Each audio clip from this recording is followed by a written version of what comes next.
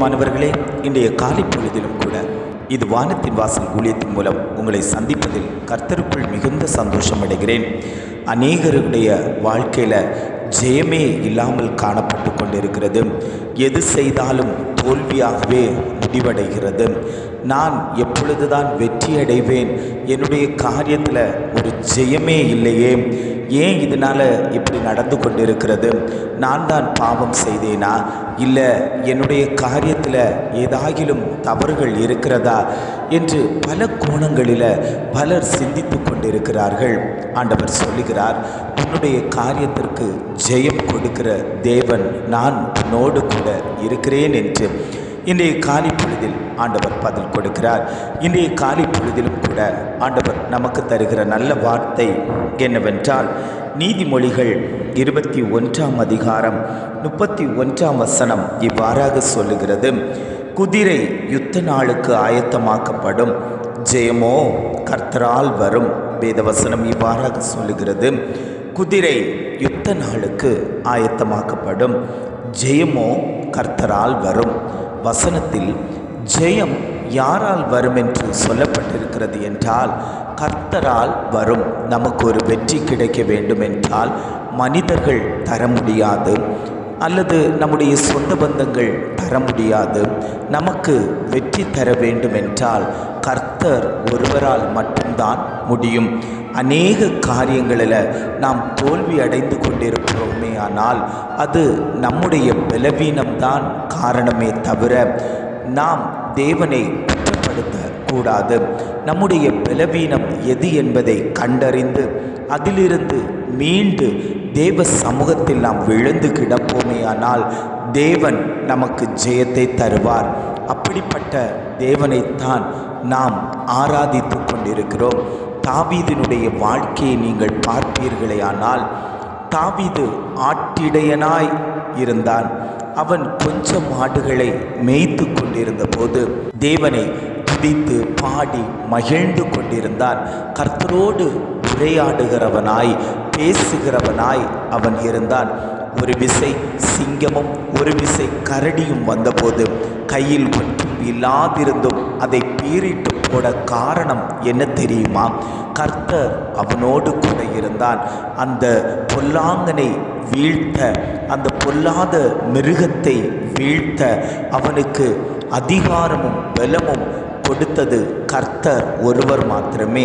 அதே போன்று தான் கோலியாத்தை வீழ்த்தும் போதும் கூட தேவன் தாவீதோடு கூட இருந்தான்.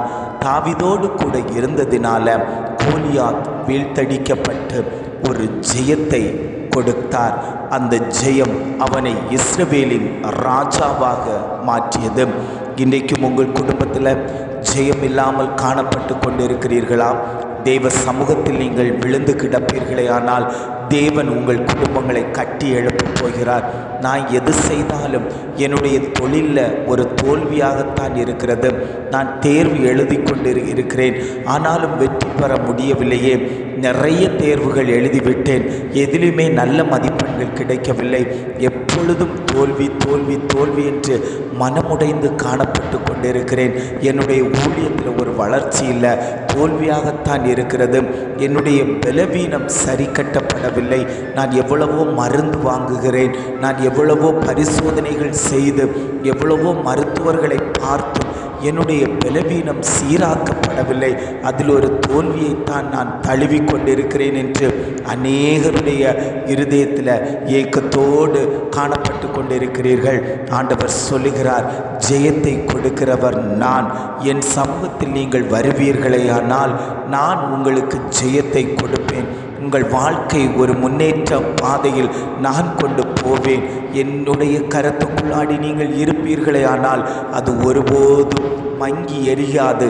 அது பிரகாசமாய் எரியக்கூடிய விளக்காய் உங்களை நான் மாற்றுவேன் என்று ஆண்டவர் இன்றைய காலை பொழுதில் ஆணித்தரமாய் திட்டவட்டமாய் வாக்கு கொடுத்து கொண்டிருக்கிறார். ஜெபிக்கலாமா? அன்பின் பரலோக பிதாவே, இந்த காலை பொழுதுக்காக நாங்கள் உம்மை துதிக்கிறோம், ஸ்தோத்தரிக்கிறோம். ஆண்டவரே, இந்த காலை பொழுதிலும் கூட ஆண்டவர் எங்களுக்கு தந்த நல்ல வார்த்தைகளுக்காக நாங்கள் உமக்கு நன்றி செலுத்துகிறோம். ஆண்டவரே, குதிரை யுத்த நாளுக்கு ஆயத்தமாக்கப்படும், ஜெயமோ கர்த்தரால் வரும் என்று நல்ல ஒரு வார்த்தை தந்தீங்க ஆண்டவரே.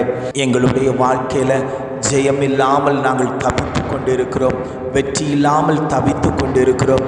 எல்லாரும் எங்களை ஏளனமாய் பார்க்கிறார்கள். எப்பொழுதும் உன்னுடைய காரியம் தோல்வியாகத்தானே இருந்து கொண்டிருக்கிறது.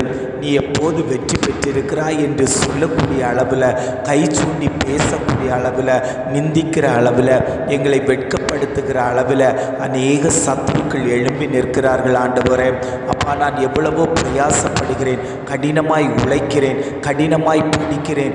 ஆனாலும் என்னுடைய வாழ்க்கையில் ஒரு அடி கூட முன்னோக்கி போக முடியாத அளவு சத்ருவானவன் தடைப்படுத்தி வைத்திருக்கிறான் ஆண்டவரே.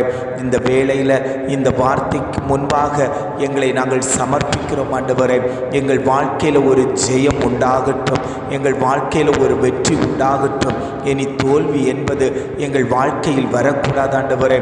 கர்த்தர் கூட இருப்பீரே ஆனால் நாங்கள் எப்போதும் ஜெயமாகவே நாங்கள் உயர்த்தப்படுவோம்.